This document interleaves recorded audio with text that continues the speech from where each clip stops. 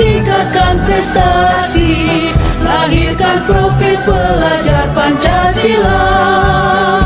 Belajar, bergerak, berbagi untuk negeri, kita menjalin kolaborasi. Belajar, bergerak, berbagi untuk negeri, demi bakti pada Ibu Pertiwi.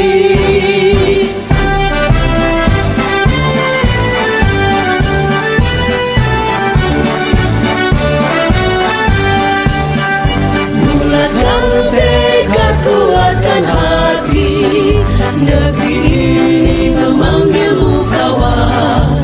Belajar, bergerak, berbagi untuk negeri, guru penggerak, majukan pendidikan. Guru penggerak menghamba pada murid, kreatif rancang pembelajaran, hargai potensi. Assalamualaikum warahmatullahi wabarakatuh. Waalaikumsalam warahmatullahi wabarakatuh. Bismillahirrahmanirrahim. Alhamdulillahirabbil alamin. Wa bihi nasta'in 'ala umuri dunya waddin. Wassalatu wassalamu ala asyrofil anbiya'i wal mursalin, sayyidina wa maulana Muhammadin wa ala alihi wa sahbihi ajma'in. Rabbi shrah li sadri wa yassir li amri wahlul 'uqdatam min lisani yafqahu qawli, amma ba'du. Yang terhormat Bapak Ibu guru dan yang kami hormati seluruh dewan guru dan para musyawarah. Pertama, marilah kita panjatkan puji syukur kehadirat Allah Subhanahu wa taala yang telah melimpahkan kenikmatan kepada kita semua, sehingga alhamdulillah wa syukurillah kita semua bisa menghadiri dalam acara pembebasan diseminasi budaya positif CGP Angkatan 9. Salawat dan salam senantiasa tercurahkan kepada junjungan kita, baginda Nabi Agung Nabi Muhammad Sallallahu Alaihi Wasallam, Nabi pemimpin umat dan bersyafaat kelak di hari kiamat, dan mudah-mudahan kita semua akan mendapatkan syafaatnya kelak di hari kiamat. Amin amin ya rabbal alamin. Para bapak ibu yang kami hormati, di sini kami selaku pembawa acara akan memandu acara yang berjalan pada kesempatan pagi hari ini. Marilah kita buka acara pada pagi hari ini dengan bacaan doa kita al-hadiniyah wa al-quliyatus sholihah al-fatihah. A'udzu billahi minasyaitonir rajim. Bismillahirrahmanirrahim. Alhamdulillahirabbil alamin. Ar-rahmanir rahim. Maliki yaumiddin. Iyyaka na'budu wa iyyaka nasta'in. Ihdinas siratal mustaqim. Syiratal ladzina an'amta 'alaihim ghairil maghdubi 'alaihim waladdallin. Amin. Untuk selanjutnya yaitu pembebasan diseminasi budaya positif yang akan disampaikan oleh Ibu Mauna SPD dalam CGP Angkatan 9. Kepadanya dipersilakan.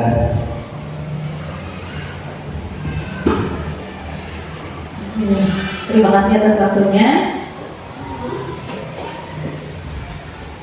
Assalamualaikum warahmatullahi wabarakatuh. Waalaikumsalam. Selamat siang Bapak Ibu semuanya. Masih semangat ya? Bismillah, alhamdulillah, puji syukur kehadirat Allah Subhanahu wa taala yang telah melimpahkan beribu-ribu nikmat kepada kita semua, sehingga pada hari ini kita masih diberi kesempatan untuk mengikuti kegiatan saya, yaitu pengimbasan budaya positif di sekolah sebagai wujud sosialisasi diseminasi program guru penggerak yang saya ikuti selama 2 bulan kemarin. Salawat serta salam marilah kita sanjungkan kepada Nabi besar Muhammad SAW. Semoga kita termasuk umatnya yang akan mendapat syafaatnya. Amin amin ya rabbal alamin. Ya, sebelum ke materi, saya akan sedikit memberikan semangat biar Bapak Ibu bisa fokus untuk mengikuti kegiatan pada siang hari ini karena waktunya sudah siang ya. Clue-nya adalah lakukan yang saya katakan. Lakukan yang saya katakan, jangan lakukan yang saya lakukan. Siap ya? Ya. Ya Pak Ir, monggo mau di sini atau mau di belakang monggo. Lakukan yang saya pegang kepala. Lakukan yang saya katakan dilakukan. Ya, pegang kepala, pegang hidung, pegang mulut, pegang telinga, pegang mata. Iya, yang pegang kepala berarti kurang fokus. Tadi kan pegangnya mata. Yang saya katakan pegang mata, guys. Jadi pegangnya mata, jangan kepala.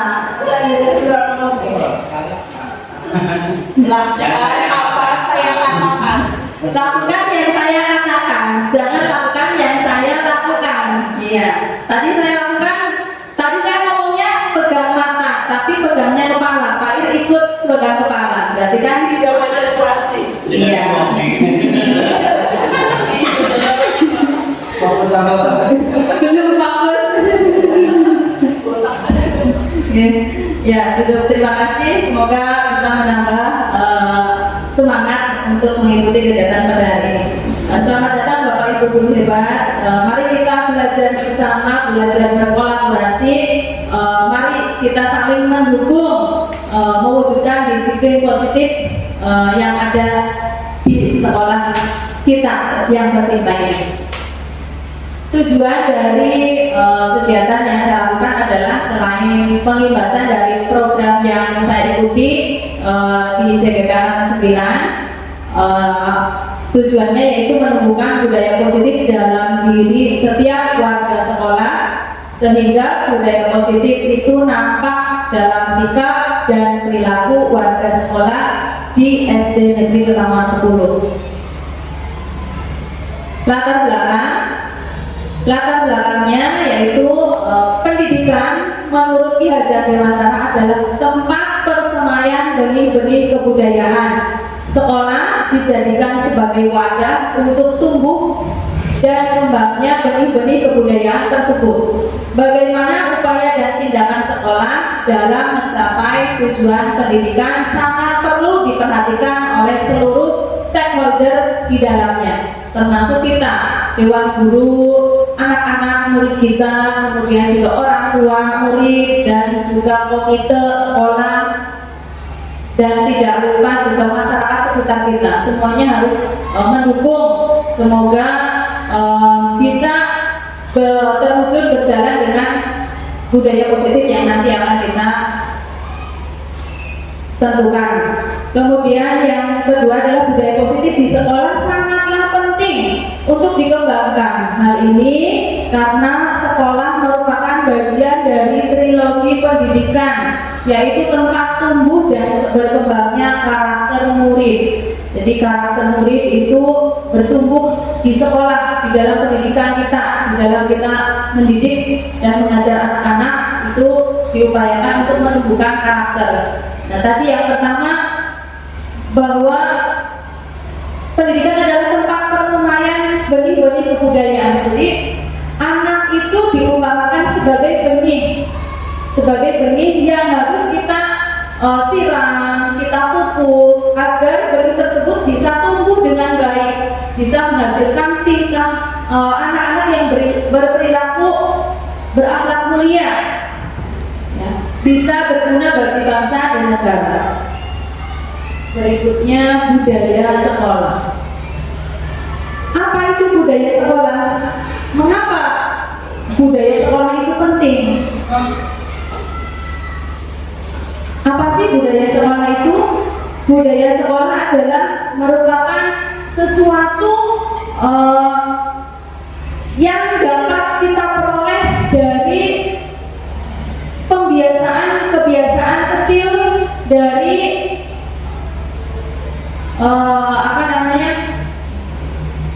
sebuah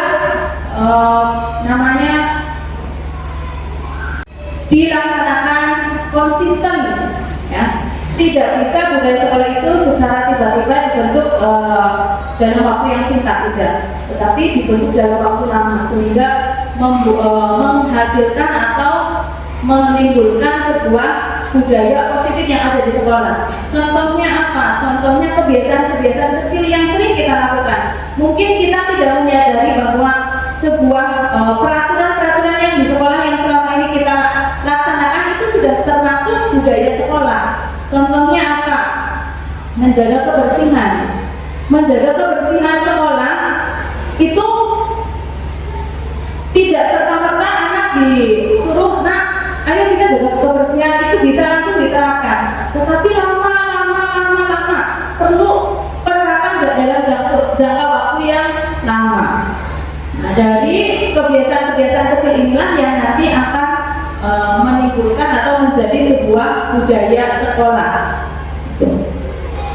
Dari budaya sekolah ini diharapkan nantinya akan menjadi sebuah karakter sekolah kita, akan menjadi sebuah warisan, sebuah ciri khas atau karakteristik yang bisa menimbulkan bahwa ini loh sekolah SD negeri tahun 10 itu punya kebiasaan-kebiasaan seperti ini. Jadi budaya sekolah itu hal-hal baik yang selalu kita laksanakan, selalu kita lakukan dengan konsisten, dengan terus-menerus. Kemudian budaya positif. Budaya positif adalah nilai-nilai, keyakinan-keyakinan, dan kebiasaan-kebiasaan yang ada di sekolah kita yang berpihak pada murid, sehingga murid dapat berkembang menjadi pribadi yang kritis, penuh rasa hormat dan tanggung jawab. Jadi nilai-nilai yang kita berikan sebagai kebiasaan kepada siswa, kepada murid kita itu secara terus-menerus dan konsisten dengan harapan dari nilai-nilai itu menimbulkan sebuah karakter yang baik untuk kita sebagai pendidik dan untuk anak murid kita sebagai murid. Dan kelak karakter tersebut akan menjadi budaya. Karakter tersebut akan menjadi budaya, dan jika semua hal-hal baik itu sudah menjadi budaya, maka tidak akan terhapus begitu saja, karena sudah melalui proses yang panjang, menjadi sebuah kebiasaan yang lama, jadi tidak akan terhapus begitu saja. Misalkan kita yang sudah dilaksanakan itu kan kegiatan tadarusan gitu, kemudian sholat duha berjamaah, itu kalau sudah kita laksanakan selama berapa jangka waktu, berapa tahun, kemudian konsisten dilaksanakan di sekolah kita, itu akan menjadi budaya sekolah kita, akan menjadi warisan yang akan anak-anak kenang. Saya dulu di sekolah pernah belajar ini, kegiatannya ini, nanti akan menjadi sebuah kenangan yang bermakna. Nah, ini contoh yang sudah kita laksanakan ya.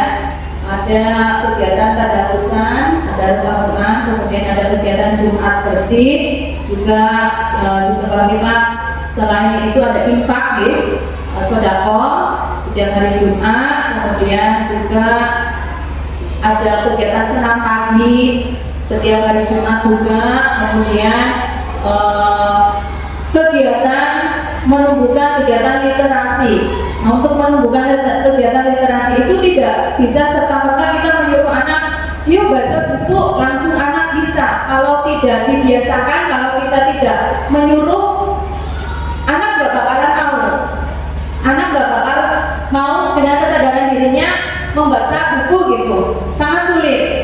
Maka dari itu kita sebagai guru membiasakan dengan apa? Dengan setiap hari di kelas itu kita sisihkanlah waktu 15 menit atau 10 menit untuk membaca buku, untuk meningkatkan literasi anak dalam membaca. Kemudian eksplorasi konsep budaya positif yang saya pelajari dari selama di modul 1.4 itu ada 4 modul 1 itu ada 4. modul 1.1, 1.2, 1.3, 1.4. Kemarin waktu yang terakhir itu modul 1.3. Nah, ini 1.4. Intinya yaitu budaya positif itu ada dibagi menjadi 6, yaitu perubahan paradigma belajar.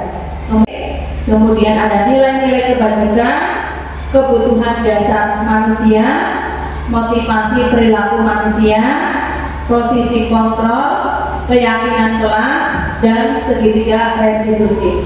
Dari keenam materi ini mungkin nanti saya tidak akan membahas semuanya karena kalau dibahas semua waktunya cukup panjang, jadi yang saya bahas hanya beberapa saja.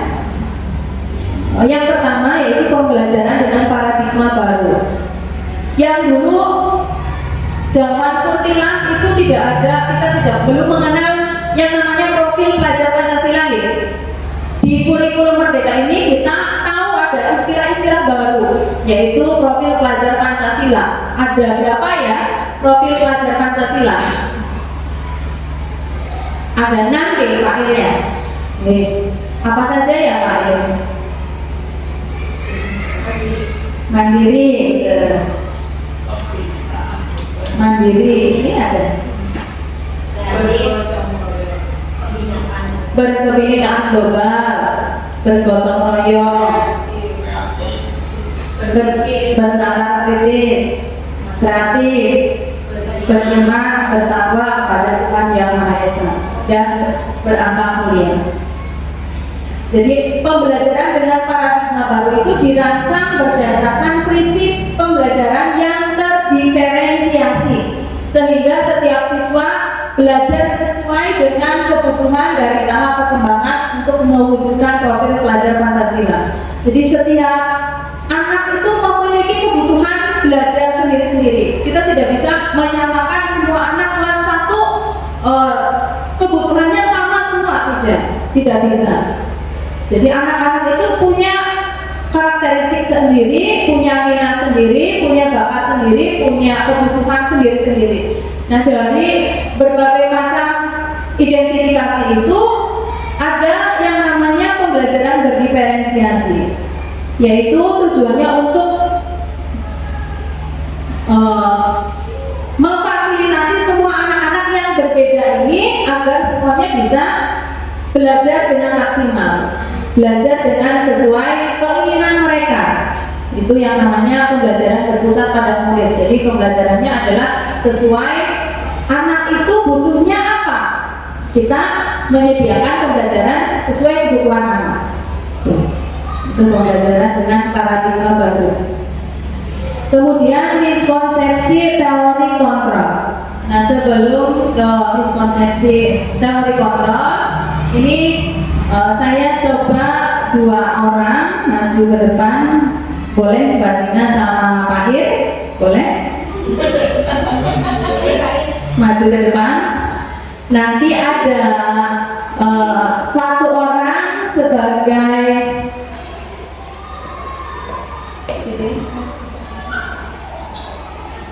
orang sebagai perayu, 1 orang sebagai penggenggam. Jadi tangannya mengepal, menggenggam. Anggaplah yang digenggam itu sebagai sesuatu yang berharga, sesuatu yang paling berharga. Nah, salah satunya itu merayu agar tangan yang mengepal itu bisa terbuka. Iya. Silakan yang mengepal, Mbak Dina ya. Nanti yang merayu Pak Ir. Ayo. Ambil cincin. Duit Pak Ir. Siap ya. Satu aja, tangannya 1 aja. Silakan Pak Ir merayu sebisanya, bisa menggunakan rayuan raut apa saja, menggunakan bahasa verbal, menggunakan bahasa fisik ya, boleh sampai Mbak Nina mau membuka tangannya. Sampai nyerah.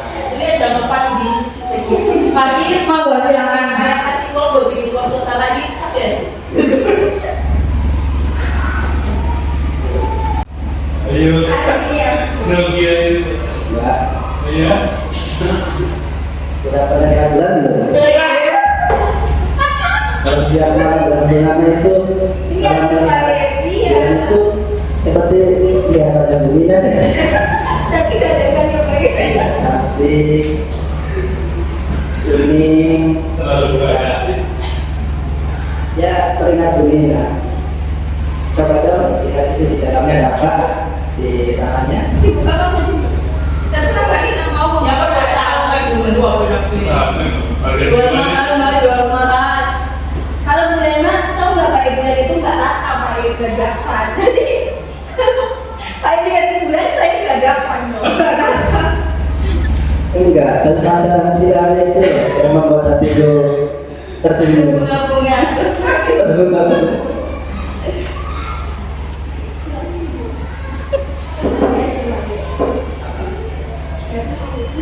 Coba dong lihat dong itu isinya apa di tangannya. Gak ada isinya Bu. Aku nggak ada isinya Pak. sama berdiri kan jangan Jual mahal Mbak. Coba lihat itu isinya apa. Jual mahal Mbak. Dalam bagus. Nggak tahu Pak. Dibuka aja deh, buka ya Bu. Mau nggak terserah? Dibuka boleh. Tidak salah itu dibebaskan dulu. Enggak. Saya udah mau dibuka di mana Pak itu? Gimana lagi ya caranya? Mau dikasih bunga barangkali yang bunga bang atau bunga? Bunyinya pengennya apa?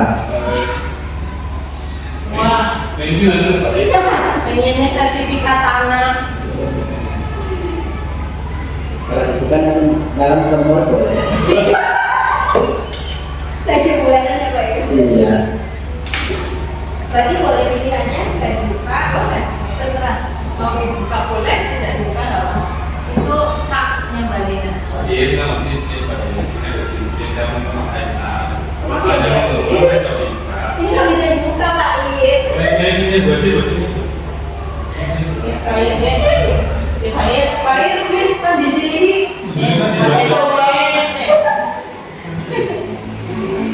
Ada ini nggak Bu? Boleh nggak dibuka? Dulu kan udah jadi. Nah, ini kan ada cincin, saya tidak bisa memakai kalau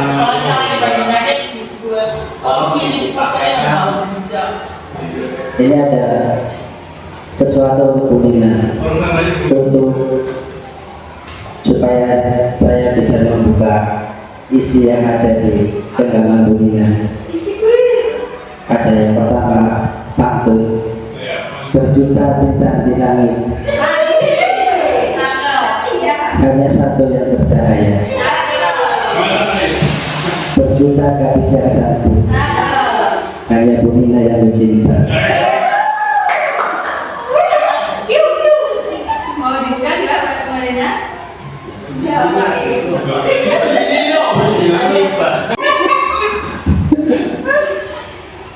Buat seorang yang saya cintai,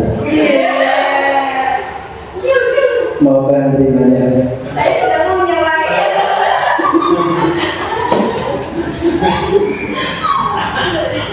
Ini bagaimana? kalau saat Apakah mau saya jual lagi? Kayaknya itu bukan ukuran saya Pak Iin, lebih kecil. jadi buat sini juga. Ya udah saya simpan untuk makan.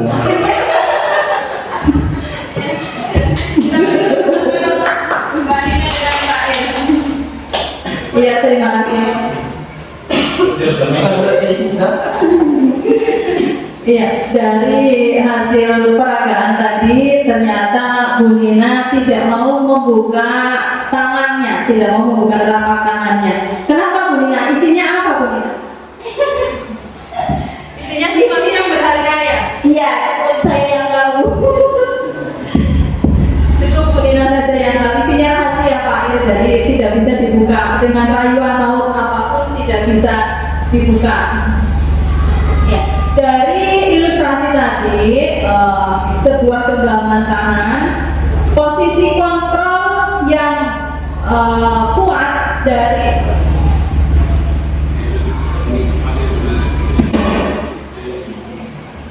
peragaan tadi yang memegang posisi kontrol kira-kira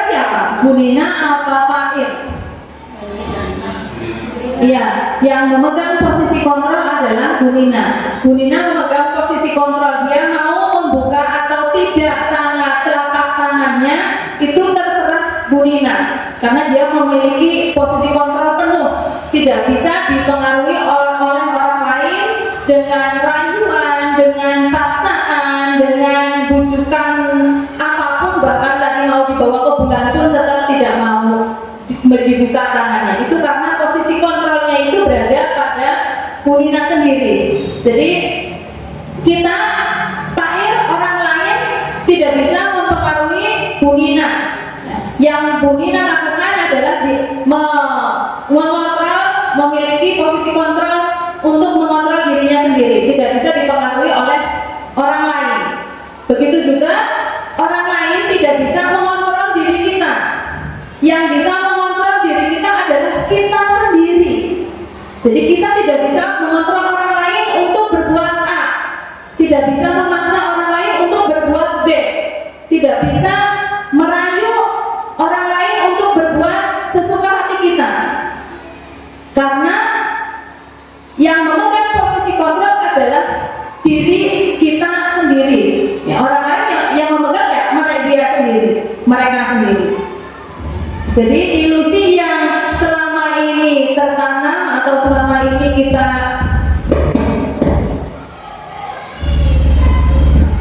pahami atau kita pegang mindset kita adalah bahwa guru mengontrol murid.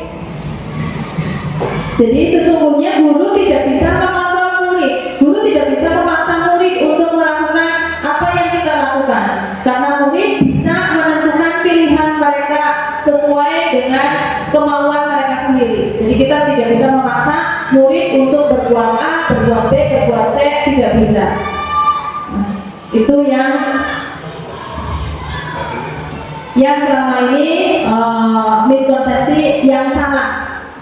Yang salah. Yang kedua, kritik dapat membuat orang merasa bersalah dan menguatkan karakter.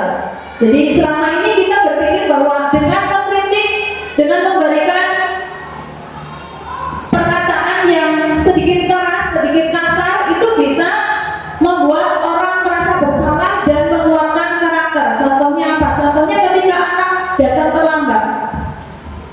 Ketika anak datang terlambat, kita memberikan perkataan yang sedikit keras kepada anak. Kenapa sih kamu berangkatnya terlambat? Terus kemudian dari perkataan itu kita berharap anak bisa merubah, anak merasa bersalah dan merubah yang tadinya terlambat menjadi tidak terlambat lagi. Ternyata itu salah. Ternyata ketika anak diberikan perkataan keras, itu anak tidak menjadi bertanggung jawab kemudian berangkatnya tepat waktu, tidak, tetapi anak ada rasa marah, ada rasa dendam di dalam hatinya ketika memperoleh perkataan yang tidak baik dari guru. Gitu. Maka kemungkinan ketika anak dimarahi oleh guru karena datangnya terlambat, anak kemudian duduk di tempat duduk. Setelah duduk, kemungkinan anak akan nyoret-nyoret buku, mukul-mukul meja. Kenapa? Untuk melampiaskan marahnya, marah kepada guru. Kemudian ilusi yang salah yang berikutnya adalah orang dewasa berhak memaksa. Selama ini kita berpikir bahwa kita sebagai orang dewasa, sebagai guru, itu berhak memaksa anak. Ternyata itu salah. Kita tidak berhak memaksa anak. Seperti tadi Bu Nina dengan Pak Ir. Pak Ir tidak bisa memaksa Bu Nina untuk membuka tangannya, karena yang memiliki posisi kontrol adalah Bu Nina. Yang mau membuka atau tidaknya itu berada di hak Bu Nina. Sama seperti kita memaksa anak untuk melakukan perbuatan yang baik meskipun itu perbuatan baik.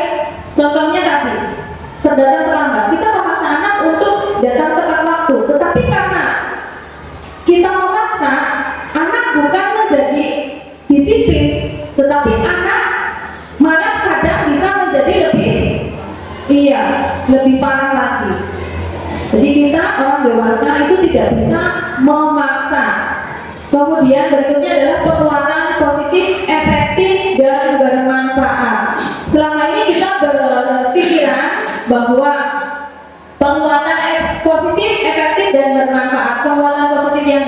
itu apa contohnya? Contohnya ketika kita memberikan hadiah kepada anak-anak yang bisa mengerjakan tugas atau bisa maju ke kelas.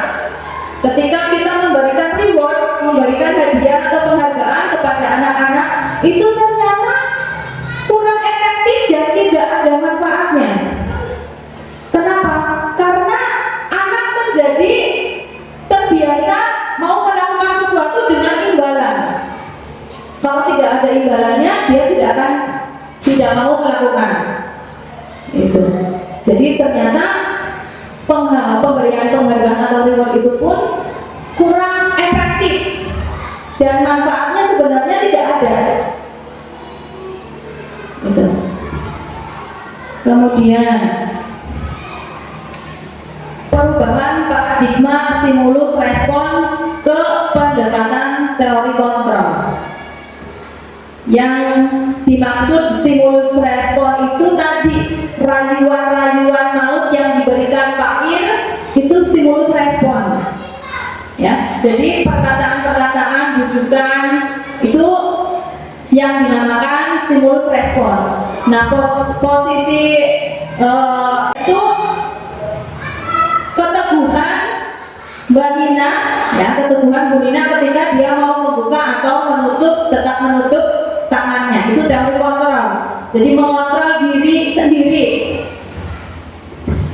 Stimulus respon yang pertama, perubahannya ya, kita mencoba mengubah orang agar berpandangan sama dengan kita. Contoh, kita berangkat pagi, anak-anak diminta untuk berangkat pagi. Kita meminta anak-anak, meratakan semua anak untuk berpikiran sama seperti kita untuk berangkat pagi. Padahal kemungkinan ada beberapa yang mungkin ada halangan di rumahnya, atau ada kejadian apa, atau karena sakit atau dan lain sebagainya yang menghambat berangkat pagi itu, sehingga yang tadinya harusnya berangkat pagi kemudian terlambat. Ada berbagai penyebab itu. Menjadi kita berusaha memahami pandangan orang lain tentang dunia. Jadi yang semula bahwa kita mengubah bahwa orang itu semuanya pikirannya sama dengan kita, itu diubah menjadi kita yang memahami pandangan orang lain, kita yang memahami kondisi mereka, kenapa bisa datang terlambat. Kita memahami murid, kenapa murid bisa berantem, kenapa murid bisa nakal. Jadi bukan kita menyamakan anak-anak agar tidak nakal semuanya, bagaimana caranya, bukan, tapi kita yang memahami kenapa mereka bisa berbuat seperti itu. Ada maksud, ada tujuannya. Semua perilaku anak itu pasti ada maksudnya. Entah itu dimaksudkan untuk mencari perhatian, bisa mencari perhatian gurunya deh, bisa jadi, atau mungkin ada emosi yang di dalam dirinya tidak bisa mengatur atau mengontrol emosinya. Kemudian perilaku buruk dilihat sebagai suatu kesalahan. Selama ini yang kita lakukan adalah perilaku yang buruk itu adalah sebuah kesalahan. Menjadi semua perilaku itu memiliki tujuan, bahwa sebuah kesalahan itu ada tujuannya. Semua kesalahan yang dilakukan anak ada tujuannya, ada penyebabnya. Kemudian berikutnya, orang lain bisa mengontrol saya. Seperti tadi Bu Nina dirayu. Selama ini kita berpendapat bahwa orang lain bisa mengontrol saya, orang lain bisa mempengaruhi saya. Ternyata kita rubah mindsetnya yang bagus itu, yaitu hanya kita yang bisa mengontrol diri kita sendiri. Orang lain tidak bisa mengatur kita, orang lain tidak bisa mengubah pendirian kita. Yang bisa mengontrol kita, mengatur kita, mengubah pendirian kita adalah diri kita sendiri. Jadi semua peraturan yang ada di sekolah diterapkan berdasarkan kemauan sendiri, berdasarkan keyakinan yang ada dalam diri kita sendiri, termasuk yang ada dalam diri anak. Jadi anak melakukan sesuatu bukan karena dipaksa, bukan karena diiming-iming hadiah, bukan karena merasa tertekan, tetapi karena dia memang punya kesadaran sendiri untuk melakukan disiplin yang ada di sekolah. Kemudian pemaksaan ada pada saat bujukan gagal, menjadi kolaborasi dan konsensus menciptakan pilihan-pilihan baru. Jadi barangkali ada anak tadi yang terlambat itu kita paksa untuk datang tepat waktu, itu ternyata gagal dilaksanakan, gagal dilakukan, hasilnya tidak sesuai dengan harapan, maka kita cari solusinya, yaitu dengan kolaborasi. Kita tanya, kenapa penyebabnya apa anak datang terlambat? Oh, ternyata penyebabnya dia sering nonton YouTube sampai malam, atau ikut orang tuanya kegiatan sampai malam, sehingga anak tidurnya terlambat, bangunnya telat. Tapi solusinya bahwa dengan anak punya kesadaran sendiri, memahami kesalahannya sendiri bahwa tidur terlalu malam itu salah, menyebabkan dia bangun siang. Kalau mau tepat waktu, kalau nggak mau kesiangan, tidurnya jangan malam, tidurnya harus lebih sore itu. Kemudian menciptakan kolaborasi, jadi solusi-solusi terhadap penyelesaian masalah yang ada pada anak. Kemudian model berpikir menang dan kalah, adanya model berpikir menang dan kalah. Tadi ketika Bu Nina berpegang teguh, ternyata Bu Nina menang, yang kalah Pak Ir, yang tidak bisa merayu, ternyata itu salah. Tidak ada yang menang dan yang kalah, yang ada adalah model berpikir menang-menang, semuanya menang. Gitu. Jadi paradigma stimulus respon ke pendekatan konflik. Kemudian makna disiplin, arti kata disiplin yang selama ini kita pahami. Kalau mendengar kata disiplin itu apa Bapak Ibu? Disiplin itu artinya apa? Peraturan. Ya. Yang lain? Tepat waktu. Yang lain? Barangkali ada lagi? Konsisten. Iya, perilaku yang sesuai dengan kata tertib. Ada beberapa arti dari kata disiplin. Ternyata disiplin itu artinya adalah belajar. Disiplin itu artinya belajar. Belajar apa? Belajar tertib, belajar berperilaku baik, belajar mematuhi aturan. Jadi disiplin itu dalam budaya kita, kata disiplin sesuatu yang dilakukan seseorang pada orang lain untuk mendapatkan kepatuhan. Kita cenderung menghubungkan kata disiplin dengan ketidaknyamanan. Anak terlambat, kurang disiplin. Anak tidak mengerjakan PR, kurang disiplin. Mengerjakan tugas, mengumpulkan tugas tidak tepat waktu, kurang disiplin. Selama ini hanya berhubungan dengan ketidaknyamanan, bahwa sesuatu yang salah itu bentuk dari kurangnya disiplin. Kemudian sebagai pendidik, tujuan kita adalah menciptakan anak-anak yang memiliki disiplin diri, sehingga mereka bisa berperilaku dan mengacu pada nilai-nilai kebajikan universal dan memiliki motivasi intrinsik, bukan ekstrinsik. Motivasi intrinsik itu motivasi yang ada dari dalam diri anak.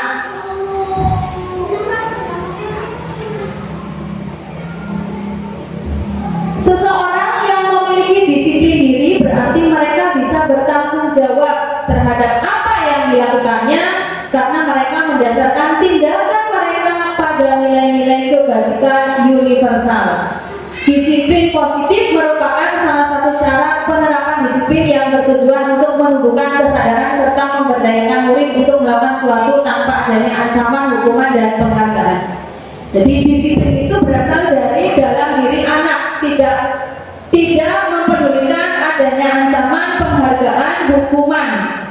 semuanya bisa dilaksanakan berasal dari diri anak sendiri.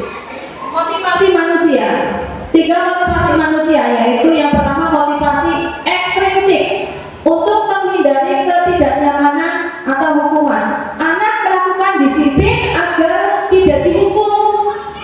Anak melakukan disiplin agar tidak kena marah dari bapak ibu guru. Anak melakukan disiplin agar tidak mendapat ejekan dari teman-temannya. Itu motivasi ekstrinsik. Jadi motivasi ekstrinsik itu motivasi yang berasal dari luar diri anak sendiri, faktor luar. Kemudian yang kedua, untuk mendapatkan imbalan atau penghargaan dari orang lain. Disiplin yang dilakukan anak untuk mendapatkan imbalan, agar dia dapat nilai bagus, agar dia dapat hadiah. Kemudian intrinsik, faktor dari dalam diri anak, bahwa anak menjadi disiplin agar dia menjadi orang yang mereka inginkan dan menghargai diri sendiri dengan nilai-nilai yang mereka percaya. Bahwa anak berangkat sekolah tepat waktu, disiplin di sekolah, itu untuk menghargai dirinya sendiri. Bahwa saya dengan setiap hari datang tepat waktu, dengan melakukan disiplin ini dalam jangka waktu yang lama-lamaan sampai dia dewasa, dia akan tumbuh menjadi anak yang selalu disiplin. Itu berarti sudah timbul kesadaran dari diri anak bahwa disiplin itu memang harus dia lakukan, bukan karena imbalan, bukan karena hukuman, bukan karena iming-iming lainnya, tetapi karena kesadaran dari dalam diri anak tersebut.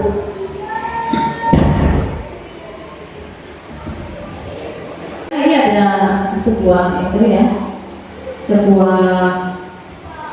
ilustrasi saat kita berulang kali menjanjikan hadiah kepada anak-anak agar berperilaku bertanggung jawab, atau kepada seorang murid agar mempelajari sesuatu yang baru, atau kepada seorang karyawan agar melakukan pekerjaan yang berkualitas, kita sedang berasumsi bahwa mereka tidak dapat melakukannya atau mereka tidak akan memilih untuk melakukannya. Ternyata ketika kita sudah memberikan iming-iming hadiah, yuk anak-anak, siapa yang mau maju? Tidak ada yang maju. Yang mau maju nanti Bu Guru kasih permen.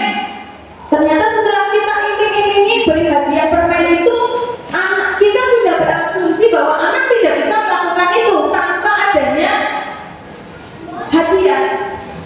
Padahal meskipun tidak dikasih hadiah, harusnya mereka mau. Harusnya mereka punya kesadaran maju sendiri. Gitu.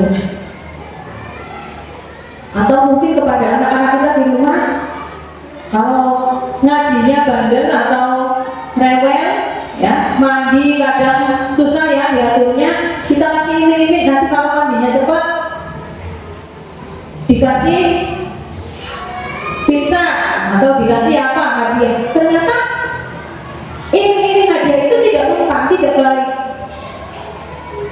Bahwa nanti seterusnya anak akan terbiasa melakukan sesuatu untuk memperoleh imbalan, memperoleh hadiah. Kemudian kebutuhan dasar manusia. Kebutuhan dasar manusia itu ada 5, yaitu kebutuhan yang pertama bertahan hidup, yang kedua kebutuhan kasih sayang dan rasa diterima, yang ketiga penguasaan, keempat kebebasan, dan kelima kesenangan. Kebutuhan bertahan hidup itu agar murid dapat belajar dengan baik. Kebutuhan mereka akan rasa aman, pangan, sandang, dan papan harus terpenuhi. Jadi kebutuhan untuk bertahan hidup itu ya makan, minum, pakaian, ya, itu kebutuhan bertahan hidup. Kemudian kasih sayang dan rasa diterima. Setiap murid ingin menjadi bagian yang berharga dari kelas dan juga di sekolah. Mereka ingin diterima oleh orang lain dan kelompok di kelasnya maupun di sekolahnya. Kemudian kebebasan, murid harus diberi kesempatan membuat pilihan dan bertanggung jawab atas pilihannya. Bebas bukan berarti membiarkan mereka melakukan apa saja yang mereka mau, tetapi bebas yang ada aturannya, bahwa mereka boleh melakukan kegiatan bebas tapi dalam rambu-rambu tertentu.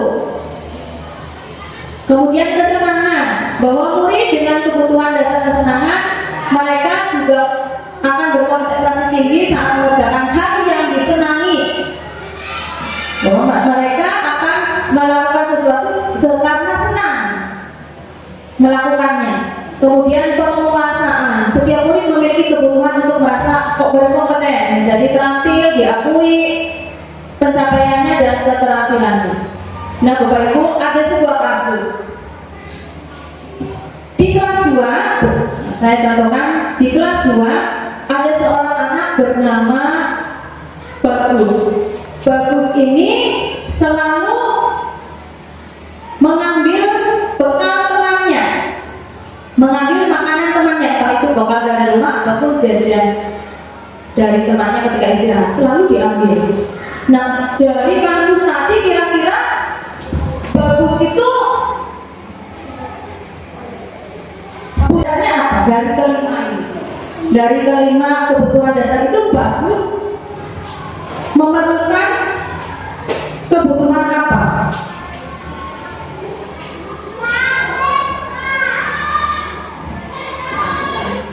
Bertahan hidup, ya bisa jadi.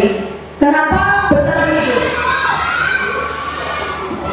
Bisa jadi mengambil makanan karena diusahakan. Ya. Yang lain?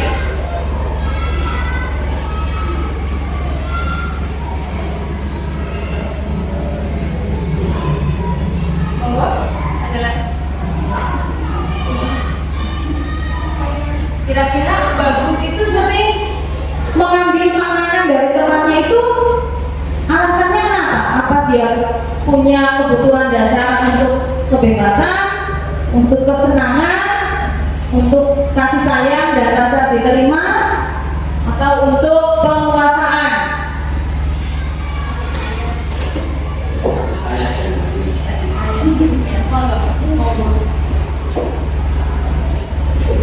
Mungkin dari segi kasih sayang, dengan mengambil makanan dia mungkin dia mendapat perhatian dari ibu gurunya. Itu aja. Ada yang lain barangkali?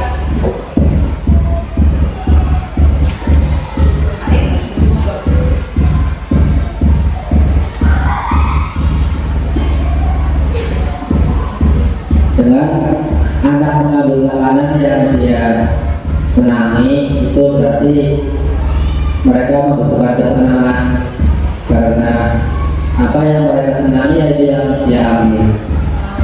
Berarti bisa jadi ya. Berarti mungkin bekal temannya lebih enak gitu ya, lebih bervariasi dibanding makanan di rumah. Jadi dia suka sesuatu yang baru dari temannya, kelihatan enak, kelihatan menarik, jadi diambil meskipun caranya salah ya. Ada lagi yang lain?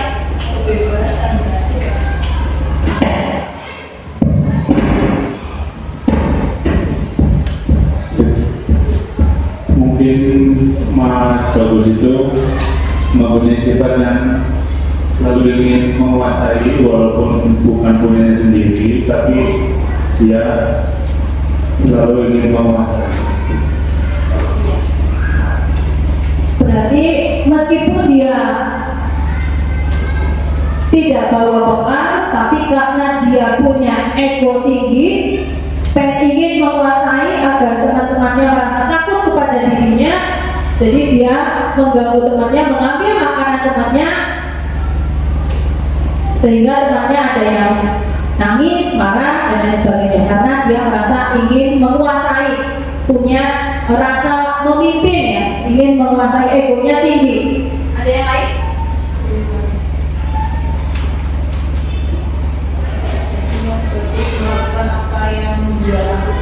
bebas. Jadi teman-temannya diambil dengan kesepakatan dia merasa dirinya itu bebas mengambil punya siapa aja. Ya. Ternyata dari satu kasus anak bagus mengambil makanan punya temannya itu karena bagus ini memiliki kebutuhan dasar semuanya, Bapak Ibu.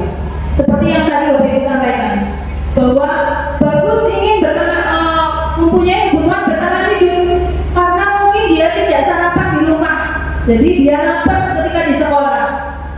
Kemudian ada temannya yang membawa bekal, dia ambil paksa. Gitu. Kenapa? Karena untuk memenuhi kebutuhan hidup karena dia lapar. Kemudian kasih sayang dan rasa diterima. Jadi bisa jadi juga bagus ini melakukan perbuatan tersebut karena dia ingin merasa diterima. Dia ingin mendapat kasih sayang dari gurunya. Bisa jadi diterima oleh teman-temannya juga, kasih sayang dari teman-temannya juga. Kemudian kebebasan.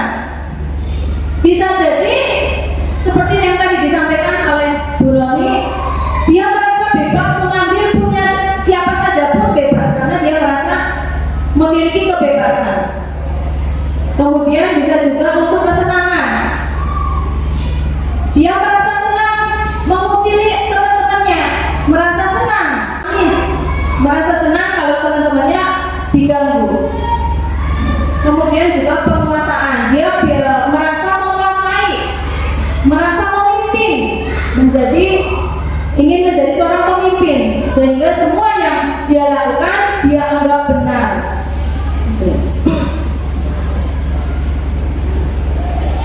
Motivasi perilaku manusia. Motivasi merupakan dorongan yang timbul dari seseorang secara sadar atau tidak sadar untuk melakukan suatu tindakan dengan tujuan tertentu. Tadi menghindari ketidaknyamanan dan hukuman itu menimbulkan murid melakukan disiplin diri karena ia takut dihukum. Ini merupakan motivasi ekstrinsik. Karena takut dihukum, jadi dia melakukan disiplin. Kemudian mendapatkan imbalan dan penghargaan dari orang lain. Karena ingin dapat imbalan, jadi dia melakukan disiplin. Kemudian untuk menghargai nilai-nilai kebajikan diri sendiri. Karena berarti itu kesadaran dari dalam dirinya untuk melakukan suatu tindakan disiplin, tidak ada pengaruh dari luar, karena ini pengaruhnya dari dalam diri anak tersebut. Kemudian konsep disiplin yang gagal. Ternyata pemberian hukuman dan penghargaan itu gagal dalam mendisiplinkan anak. Merupakan konsep yang gagal, tidak berhasil ketika diterapkan untuk mendisiplinkan anak. Kenapa? Karena yang pertama hukuman itu menyakitkan anak, juga memberikan rasa tidak nyaman terhadap anak. Murid kemudian merasa takut terhadap gurunya, kemudian juga merasa dipaksa untuk melakukan disiplin tersebut. Kemudian murid menyembunyikan kesalahan. Akhirnya karena dipaksa, karena takut, murid menyembunyikan kesalahannya. Kemudian murid menjadi rendah diri. Dan yang terakhir itu menjadi rendah diri. Dia kurang percaya diri karena merasa ditekan, merasa dipaksa. Kemudian penghargaan juga ternyata tidak efektif, merusak hubungan, adanya sifat iri kepada anak yang tidak diberi penghargaan, yang tidak diberi hadiah. Kemudian mematikan kreativitas anak-anak yang seharusnya memiliki kemampuan karena malu misalkan untuk maju, akhirnya anak tersebut tidak berani untuk menunjukkan kreativitasnya. Menghukum dengan sistem ranking, ini juga bisa.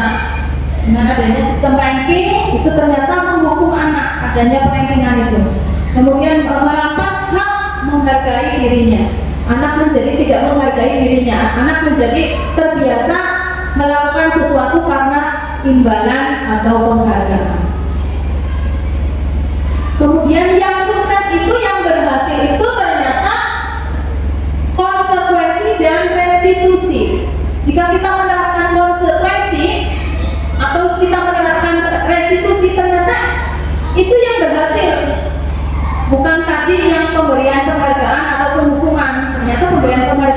hukuman itu tidak berhasil diterapkan kepada anak untuk mendisiplinkan anak.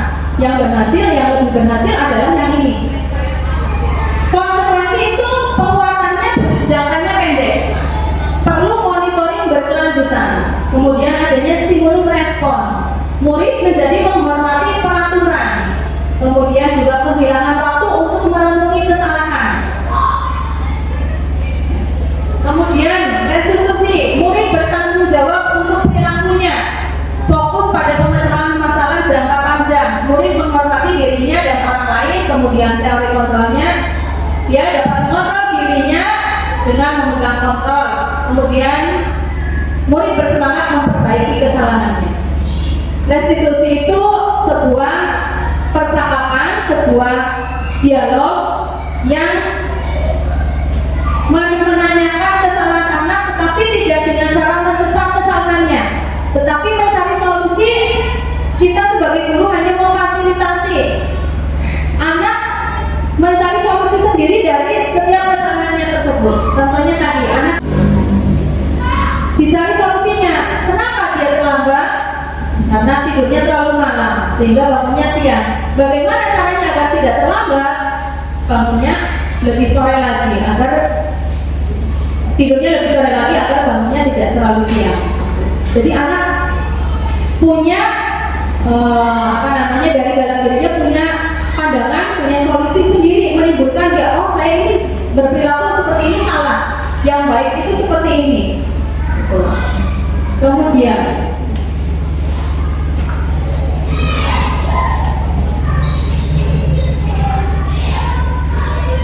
ini perbedaan antara hukuman, konsekuensi, dan restitusi. Contohnya jika siswa tidak memakai atribut lengkap saat upacara bendera,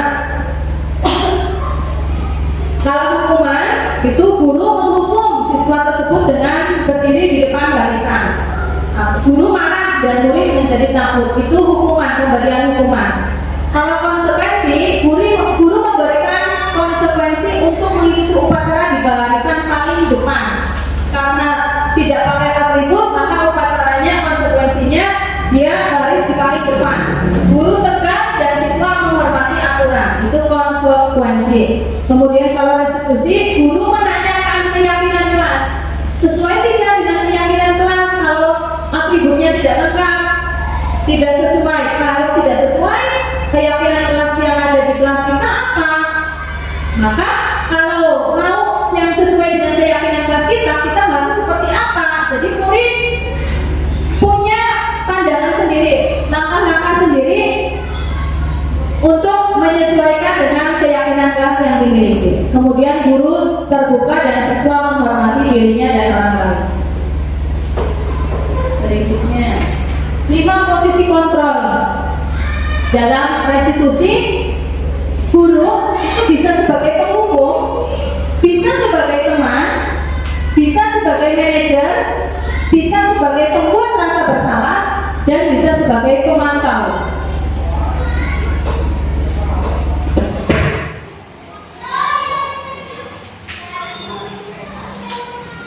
Dalam hal ini, semua kelima-limanya itu bisa kita terapkan dan sering kita terapkan di sekolah. Sering sekali kita terapkan di sekolah.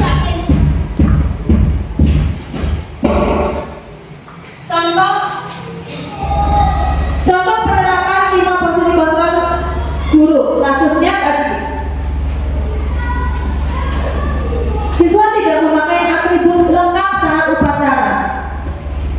Kalau guru sebagai penghukum, maka anak dihukum hormat bendera selama 1 jam.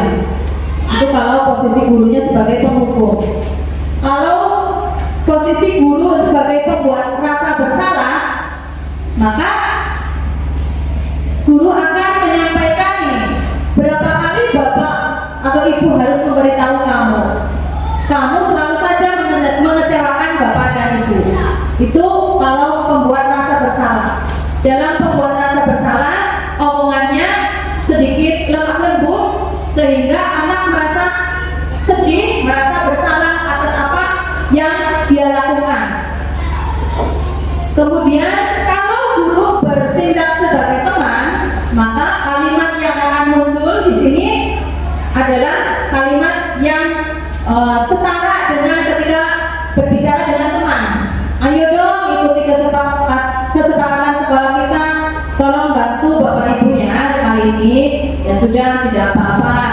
nanti jangan sampai berbuat seperti ini lagi ya. Itu sebagai teman, jadi omongannya lembut. Kalau sebagai penghukum omongannya keras, ya, membuat anak merasa takut. Kalau sebagai teman omongannya lembut, lebih mendekat kepada anak sehingga anak tidak takut. Kemudian kalau sebagai pemantau, kalimat yang bisa kita keluarkan yaitu kamu sudah melanggar kesepakatan sekolah. Kamu tahu konsekuensinya. Setelah upacara kamu berikan ributnya ke koperasi dan jangan diulangi lagi.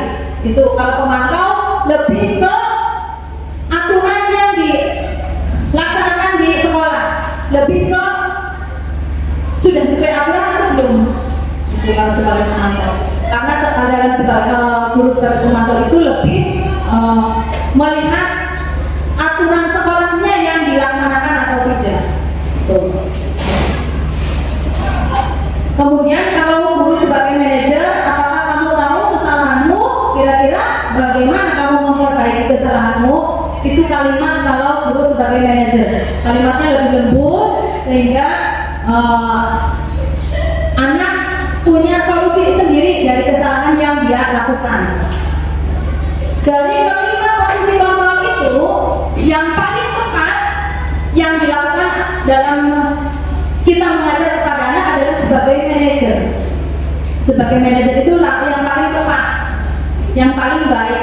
Maka kita usahakan kepada anak itu sebagai manajer, bukan sebagai penghukum, bukan sebagai teman. Sebagai teman baik, tapi ketika kita terlalu dekat kepada anak, maka anak agak kurang hormat kepada gurunya. Nah, kira-kira dari posisi kontrol tadi, kalau ada kalimat saya kecewa sekali dengan kamu, kira-kira posisi kontrol yang mana? Sebagai teman, penghukum, pembuat rasa bersalah, memantau, kira-kira ini apa? Saya kecewa sekali dengan kamu, membuat rasa bersalah, betul kan? Karena gurunya kecewa, bapak ibu gurunya kecewa, maka anak merasa bersalah. Ya. Kemudian kamu tidak pernah benar melakukannya. Kira-kira posisi kontrol apa?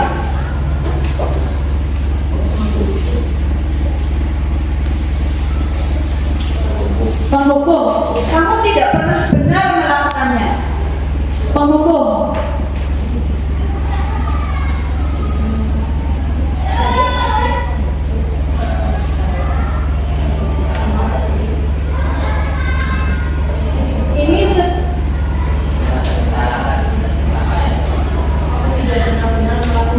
kamu tidak pernah benar melakukannya. Berarti kan masuk ke aturan. Jadi anak tidak sesuai aturan. Berarti apa? Rasa bersalah, penghukum,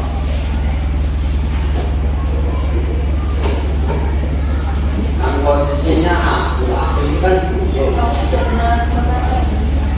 posisi aku itu kan iya, iya. Kamu tidak pernah benar melakukannya. Berarti ini kepada anak. Nah, posisi aku itu sebagai guru, kita sebagai guru mempunyai posisi kontrol apa? Hukum. Apa rencanamu untuk menyelesaikan masalah ini? Manajer. Ayolah lakukan demi bapak ibu guru, teman. Kamu tidak pernah mendapat nilai, jadi jika tidak mengerjakan tugas pemantau.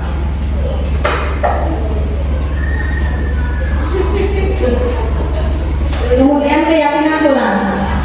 Keyakinan kelas. Bapak Ibu, ketika kita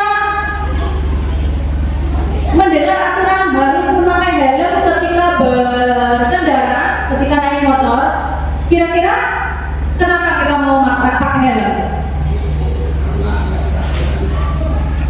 karena ada peraturan itu untuk keselamatan, karena ada polisi, ya bisa jadi. Karena ternyata kita yakin kalau pakai helm itu kita akan selamat. Ketika kita akan aman. Kalau ada polisi jadi aman, ya kan? Kemudian ketika misalkan terjadi kecelakaan jatuh juga aman. Ya, jadi kita yakin bahwa helm itu bisa membuat kita selamat, membuat kita aman, sehingga kita mau melakukannya karena kita punya keyakinan seperti itu. Begitu juga ketika membuang sampah pada tempat yang sudah disediakan. Kenapa sih mau buang sampah ke tong sampah? Kira-kira kenapa? Kenapa Bapak Ibu mau buang sampahnya ke tong sampah? Agar lingkungan bersih, agar bebas dari penyakit, agar terlihat indah, terlihat rapi. Betul sekali.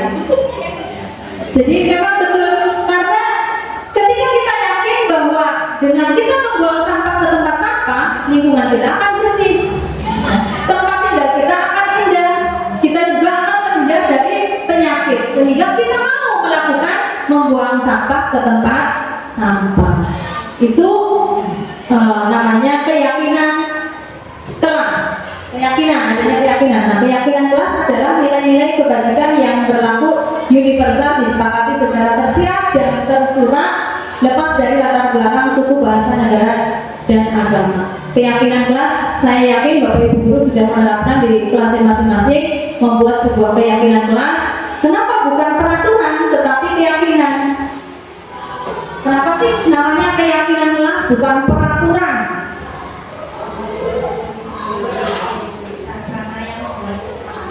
Iya, karena disepakati, dibuat berdasarkan kesepakatan bersama. Ternyata kalau peraturan itu kalimatnya ada bisa positif, bisa negatif. Contohnya dilarang membuang sampah sembarangan. Itu kan kalimat negatif, ada kata dilarang. Positifnya apa? Positifnya jagalah kebersihan. Ternyata kalau keyakinan kelas itu kalimat-kalimatnya adalah kalimat positif. Tetapi kalau peraturan kelas kalimatnya ada positif, ada negatif. Jadi yang baik yang bagaimana?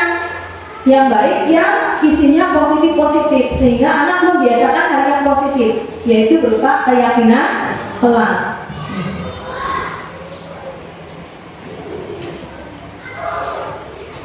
Kemudian ini segitiga restitusi, yaitu menstabilkan identitas, validasi tindakan yang salah, dan menanyakan keyakinan. Dalam segitiga restitusi adalah tadi yang sudah saya sampaikan, bahwa berupa dialog tentang membuat keyakinan bahwa kesadaran anak bahwa sebuah kesalahan itu merupakan sebuah yang lumrah, sebuah yang wajar, kesadaran yang wajar. Jadi tidak perlu anak merasa takut karena melakukan kesalahan.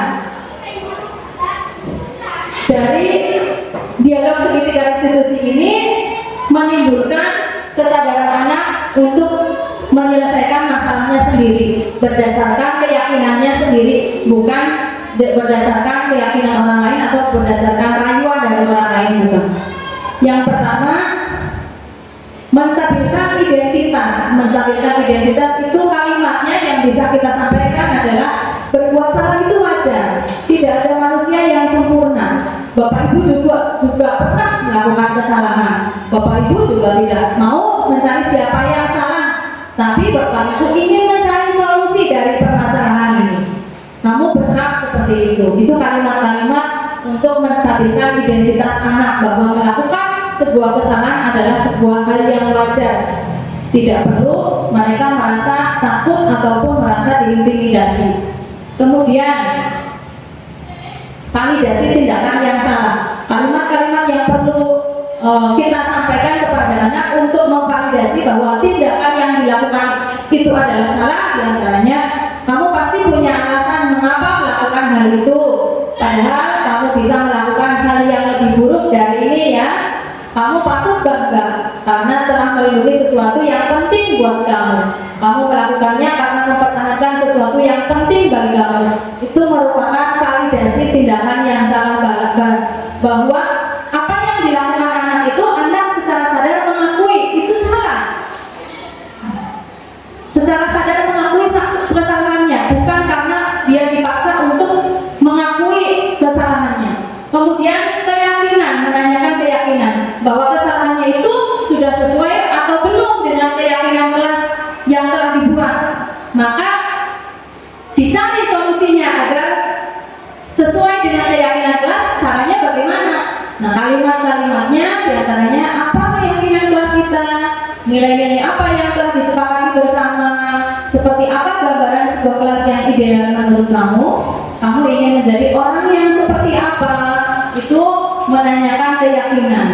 Jadi dari sesuatu hal yang anak tidak disiplin, itu kita bisa mencari tahu, menanyakan keyakinan kelas, perbuatan itu sudah sesuai belum dengan keyakinan kelas. Kalau tidak sesuai, kira-kira keyakinan kelas apa yang tidak sesuai dengan perbuatannya. Demikian Bapak Ibu, untuk menutup, semoga dalam penerapan program disiplin positif ini hendaknya guru memiliki standar kepribadian profesional dan sosial yang baik, di mana guru mampu merefleksi dirinya dalam posisi kontrol saat ini. Bagaimana perjalanan diri sebagai among atau manajer yang menuntun murid-muridnya menjadi insan yang mandiri, merdeka dan bertanggung jawab. Sebagai penutup, saya ada sebuah permainan lagi Bapak Ibu. Clue-nya adalah awal sama dengan akhir. Clue-nya awal sama dengan akhir. Ya, awal sama dengan akhir. Jika Nina berteman dengan Andi, Andi berteman dengan Iksan, maka Iksan berteman dengan Imam. Ya, betul sekali. Ya, betul sekali. Di depan di akhir. Lawas, Bible. Balik bingung. Lagi, sampai lagi. Clue-nya awal sama dengan akhir. Ya. Jika Noni berteman dengan Intan, Intan berteman dengan Nasruddin, Nasruddin berteman dengan Nuri, maka Nuri berteman dengan Nuri berteman dengan Nasruddin.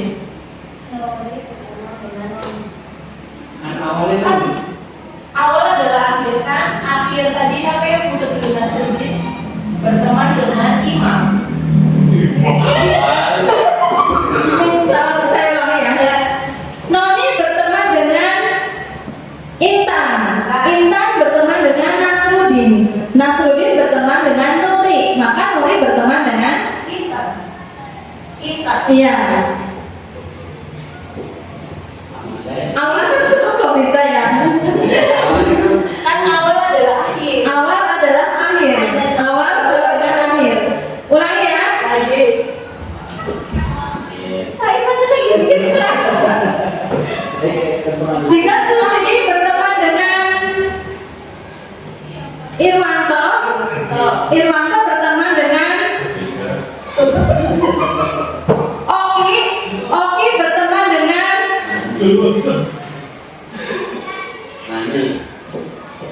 Ikhwan, maka Ikhwan berteman dengan Irwanto. Tadi yang pertama aku.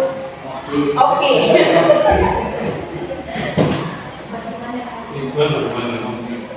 Iya betul. Ikhwan adalah suami saya. Clue-nya kan awal sama dengan akhir. Jadi huruf akhir menjadi huruf awal dari temannya itu. Contoh tadi Nina, berarti huruf akhirnya A, maka menjadi awalan anak berikutnya. Andi, terakhirnya I, maka menjadi awalan huruf anak berikutnya. Demikian Bapak Ibu, terima kasih atas kesempatan dan atas waktunya untuk menghadiri diseminasi disiplin positif. Semoga kegiatan ini bisa bermanfaat untuk kita semua dan semoga apa-apa yang sudah dilaksanakan di SD Negeri tahun 10 ini bisa semakin giat, semakin konsisten lagi dilaksanakan, semakin baik lagi sehingga menjadi sebuah budaya positif sekolah yang baik, yang kita terima, yang semua anak-anak juga bisa melaksanakannya dengan baik. Kiranya itu saja yang bisa saya sampaikan. Saya akhiri, wabillahi taufiq wal hidayah. Wassalamualaikum warahmatullahi wabarakatuh. Waktu saya kembalikan kepada moderator.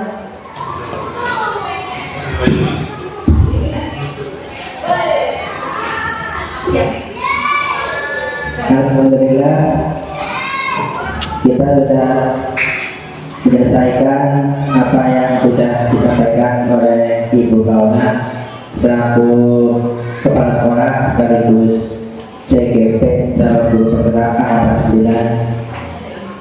9. Mudah-mudahan apa yang telah disampaikan bermanfaat bagi kita semua. Amin ya rabbal alamin. Marilah kita tutup acara pada siang hari ini dengan bacaan kafaratul majlis. Bismillahirrahmanirrahim. Subhanakallahumma wa bihamdika asyhadu an la ilaha illa anta astaghfiruka wa atubu ilaik. Wassalamualaikum warahmatullahi wabarakatuh.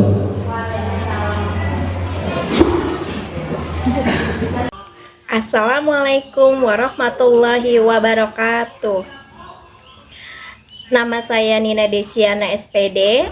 Saya salah satu guru di SD Negeri Ketangan 10, di mana Ibu Kauna SPD bertugas sebagai kepala sekolah di sekolah saya. Menurut saya, dari apa yang sudah dipaparkan Ibu Kauna mengenai budaya positif itu sangat bagus untuk diterapkan di sekolah ini. Terutama mengenai disiplin positif untuk siswa.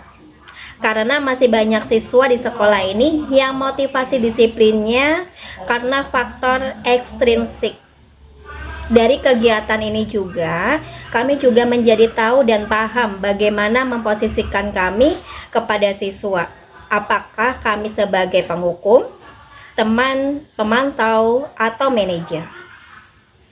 Kemudian kami juga menjadi tahu bagaimana cara kami menanamkan perilaku disiplin ekstrinsik itu di dalam diri siswa dan juga diri kami sendiri. Semoga dari adanya diseminasi ini bisa kami terapkan bersama-sama di lingkungan sekolah kami ini untuk membentuk siswa-siswi yang berkarakter sesuai dengan harapan kita. Saya kira hanya itu yang dapat saya sampaikan. Dan apabila ada kesalahan, saya mohon maaf. Terima kasih. Wassalamualaikum warahmatullahi wabarakatuh.